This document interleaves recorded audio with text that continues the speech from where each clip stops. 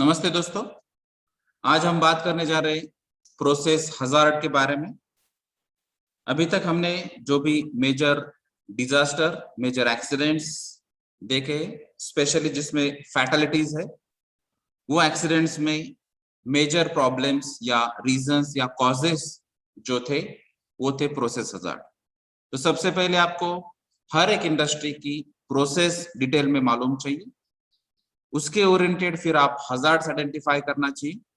और उसी रिलेटेड आपको रिस्क फाइंड आउट करना चाहिए। और ये रिस्क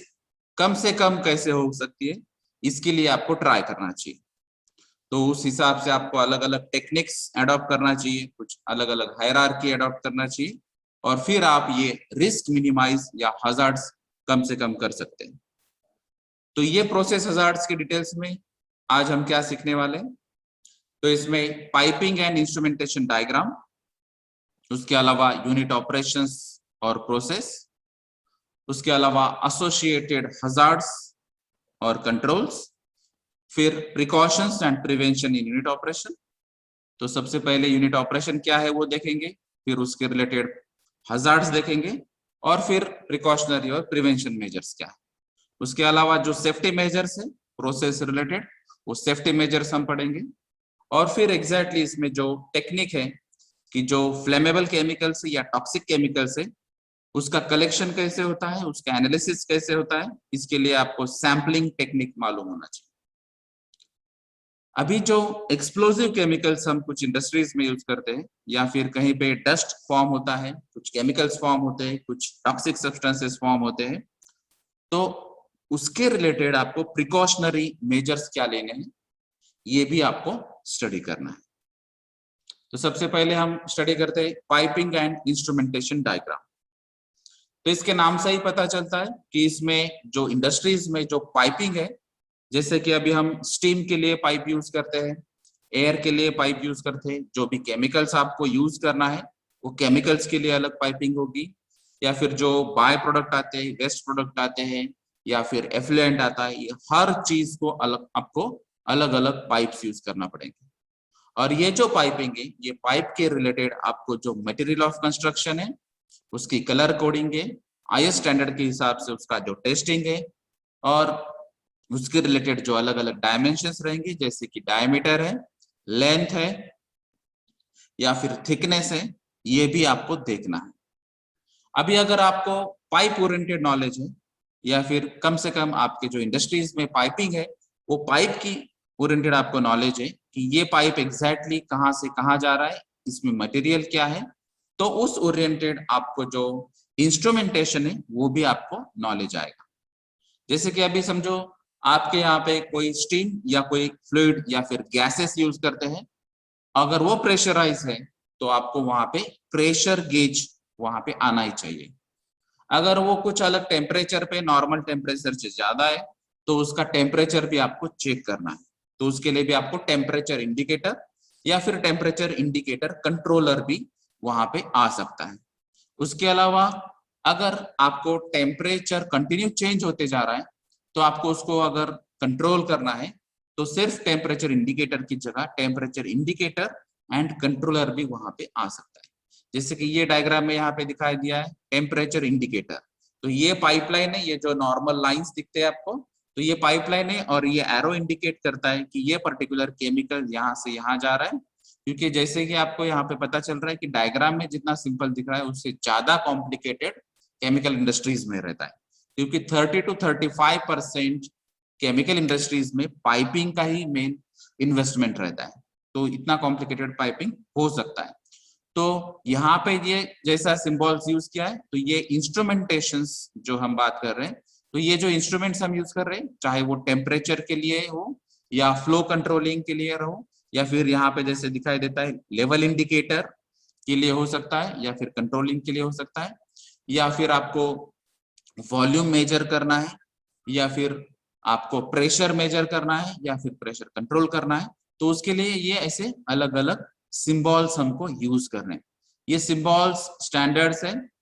और ये स्टैंडर्ड सिंबल्स की यहाँ से पता चलता है कि ये अलग अलग पाइपलाइन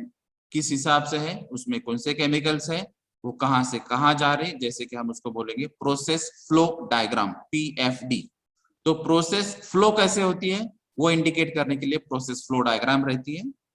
अगर आपको जो इंस्ट्रूमेंट्स या इक्विपमेंट्स यूज करना है, अगर उसके भी स्टैंडर्ड सिंबल यूज करने, IS सिंबल्स यूज करने, तो जनरली जैसे केमिकल इंजीनियरिंग में अगर आप पढ़ते हैं तो उसमें IS 3232 सिंबल्स यूज करते हैं। अगर आपके पास conventional piping and instrumentation diagrams है तो वहां पे टेमा स्टैंडर्ड्स यूज करते हैं, जो ब्रिटिश स्टैंडर्ड्स है। तो ऐसे अलग अलग स्टैंडर्ड से अलग अलग हो सकते हैं, लेकिन हर एक सिंबल का मीनिंग आपको यहाँ पे पता चलना चाहिए, और वो मीनिंग से आपको पता चलेगा कि यहाँ पे कौन कौन से केमिकल्स यूज होते हैं, वो कहाँ से कहाँ फ्लो होते हैं, उसमें अलग अलग जो टेम्परेचर, फ्लो रेट, लेवल्स, अलग अलग जो पैरामीटर्स है उसको कंट्रोल कैसे किया जा रहा है, और उसमें जो भी मेन वॉल्स है या अलग अलग इक्विपमेंट्स है वो भी कैसे यूज करते हैं। जैसे यहाँ पे आपको ये अलग सिंबल्स दिखते हैं, यहाँ पर एक अलग सिंबल है, यहाँ पर ये अलग सिंबल है। तो ये हर एक सिंबल का आपको स्टडी चाहिए कि एग्जैक्ट ये सिंबल का मीनिंग क्या है।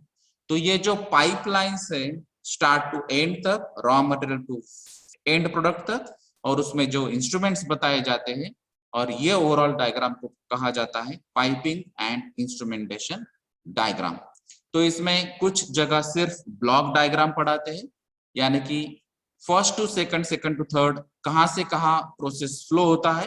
और वो जो इक्विपमेंट्स है, वो जो मेन स्टेप्स है या प्रोसेस के स्टेप्स है, वो ब्लॉक से रिप्रेजेंट करते हैं, तो उसको हम ब्लॉक डायग्राम कहेंगे। अगर आपने इक्विपमेंट्स के लिए स्टैंडर्ड सिंबल्स यूज किए हैं तो वहां पे प्रोसेस फ्लो डायग्राम आ सकता है।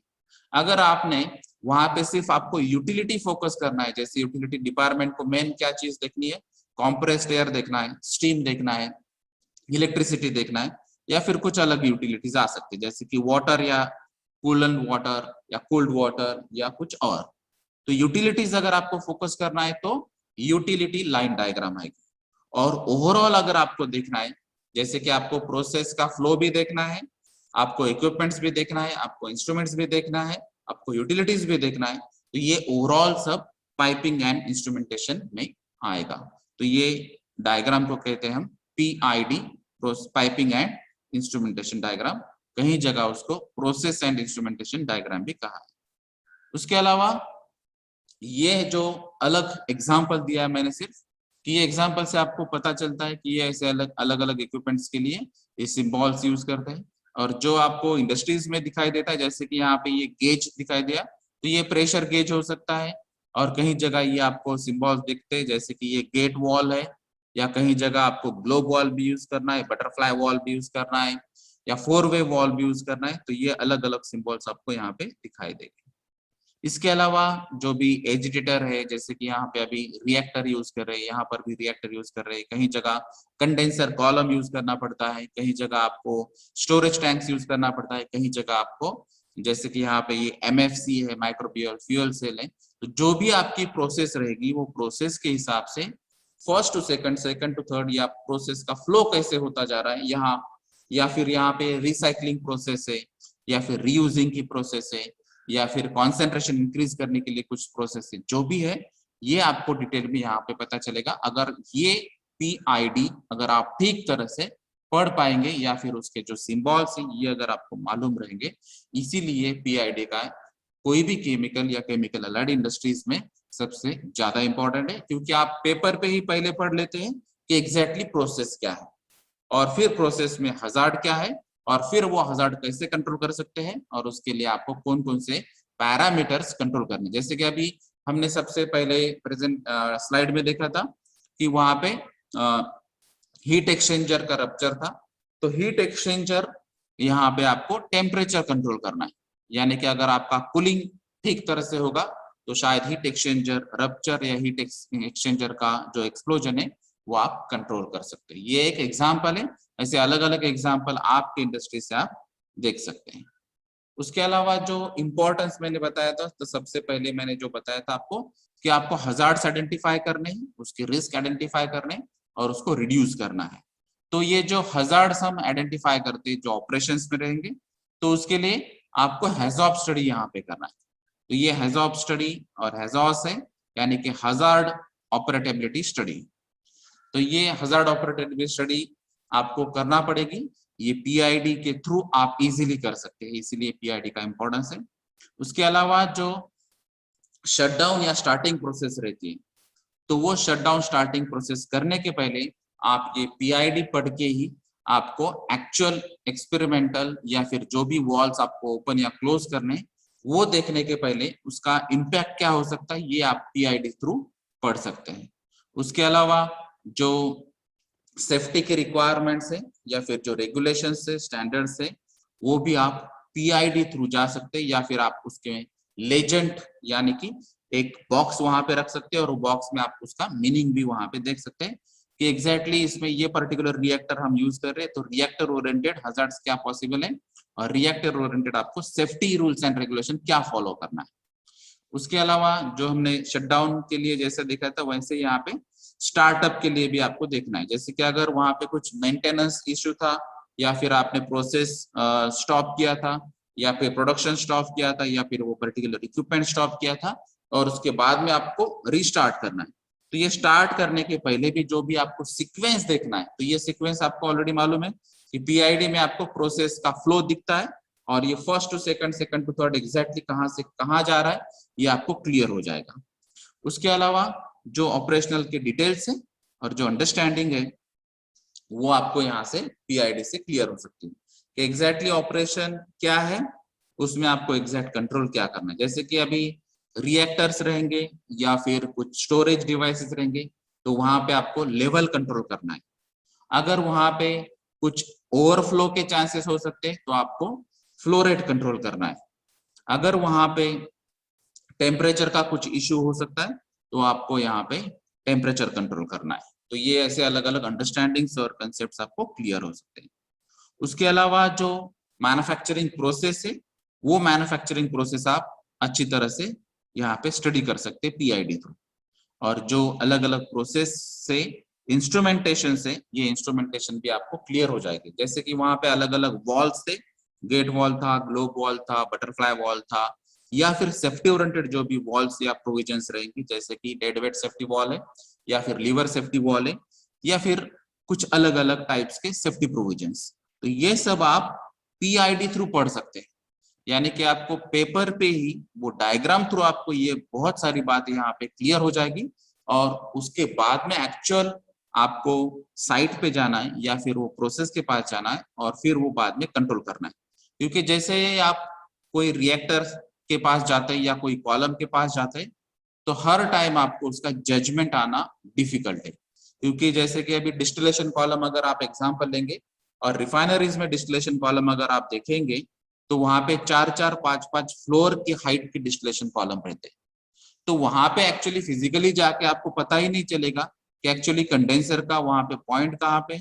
यहाँ पे अलग अलग टेम्परेचर, प्रेशर या फ्लो रेट के कंट्रोल्स कहाँ पे है, या फिर अगर वो आपको देखना है तो अलग अलग फ्लोर पे आपको जाना पड़ेगा। तो उससे पहले अगर आपने पीआईडी पढ़ लिया तो आपको जजमेंट आएगा कि एक्चुअली यहाँ से कनेक्शन रीबॉयलर पे कहाँ पे या फिर कंडेंसर कहाँ पे है, वो टॉप फ्लोर पे है और उसमें क्या क्या कंट्रोल्स आपको करने हैं। फिर जो कंपोनेंट्स हैं जो पीआईडी में, जैसे अभी मैंने आपको एक एग्जांपल्स में बताया था, तो यही अलग अलग कंपोनेंट्स आपको यहाँ पे देखने, जैसे कि यहाँ पे अगर आप देखेंगे तो अलग अलग इक्विपमेंट सिंबल्स है। तो ये सिंबल्स मैंने पहले ही देखा था तो बताया था कि अलग अलग मेन वॉल्स है और जो फिटिंग्स है वो आपको यहाँ पे पता चलनी चाहिए। तो ये इक्विपमेंट से कुछ सिंबल्स है, जैसे कि यहाँ पे ये सिंबल्स यूज होता है, तो ये सिंबल है एक्सियल कंप्रेसर या फिर ये सेंट्रीफ्यूगल कंप्रेसर का है या फिर ये दूसरा सेंट्रीफ्यूगल कंप्रेसर का है, रेसिप्रोकेटिंग कंप्रेसर्स का भी यूज कर सकते हैं। तो ये जो अलग अलग सिंबल्स है तो ये आपको यहाँ पे पढ़ने हैं। उसके अलावा ये जो पाइपिंग के सिंबल्स है, 1 to many है, मल्टी लाइन है या मिड एरोज है या बट वेल्स है, या फिर जो सिंबल्स वेसल्स के हैं, जैसे कि यहाँ पे ये वेसल का सिंबल है, ये ओपन टैंक का सिंबल है, जैसे कि यहाँ पे लाइन मिसिंग है यानी कि ये ओपन है, या फिर ये ओपन टॉप टैंक का सिंबल्स है, या फिर अगर आप पंप सिंबल देखेंगे तो यहाँ पे इजेक्टर या इंजेक्टर है, या फिर ये कॉम्प्रेसर या टरबाइन का सिंबल है, या फिर ये यहाँ पे मोटर ड्राइवन का सिंबल है। ये इंस्ट्रूमेंट्स का सिंबल अगर आपने देखा तो इंस्ट्रूमेंट्स के सिंबल्स में भी आपको ये इंडिकेटर दिखाई देगा अलग अलग, जैसे कि ये सिंगल सर्कल है, उसमें हॉरिजॉन्टल लाइन भी यूज हो सकता है या फिर एक्सटेंडेड लाइन भी होगा, या ये थर्ड इंडिकेटर है विदाउट लाइन है, सिंपल सर्कल है, या फिर ये सिंपल सर्कल और एक्सटेंडेड लाइंस। तो ये अलग अलग इंडिकेटर्स के सिंबल्स या इंस्ट्रूमेंट्स के सिंबल्स, पंप्स के सिंबल, वेसल के सिंबल्स, ये सब मेन यहाँ पे पीआईडी के कंपोनेंट्स हैं। तो ये सब बातें जो आप प्रोसेस में आप जैसे चेक करते हैं कि स्टार्ट टू एंड क्या है, उसमें अलग अलग फिटिंग्स आपको क्या यूज करने हैं, उसमें अलग अलग इक्विपमेंट्स क्या यूज करने हैं, जैसे कि कहाँ पे आपको रिएक्टर्स यूज करने पड़ते हैं, कहीं पे हीट एक्सचेंजर्स यूज करना पड़ते हैं, कहीं पे पंप्स यूज करना पड़ते हैं, कहीं पे अलग अलग टाइप्स के वॉल्व्स यूज करना पड़ते हैं, कहीं पे आपके यहाँ पे शायद कंप्यूटराइज बेस्ड सिस्टम रहेगा जैसे डीसीएस सिस्टम से, स्काडा सिस्टम से। तो ये अगर आपके पास रहेगा तो कंप्यूटर के स्क्रीन पे भी आपको ये सब सारे सिंबल्स, उसके मीनिंग्स, और ये एक्चुअली कंप्यूटर से ही आप ये ऑपरेट कर सकते हैं। अगर आपके कंप्यूटर बेस पे आपका जो प्रोसेस है वो अगर नहीं है तो आपको पहले पीआईडी स्टडी करना पड़ेगा और उसके बाद में आपको कंपोनेंट्स का हर एक का मीनिंग पता करना पड़ेगा। तो ये बेसिक पॉइंट्स थे process and instrumentation diagram oriented.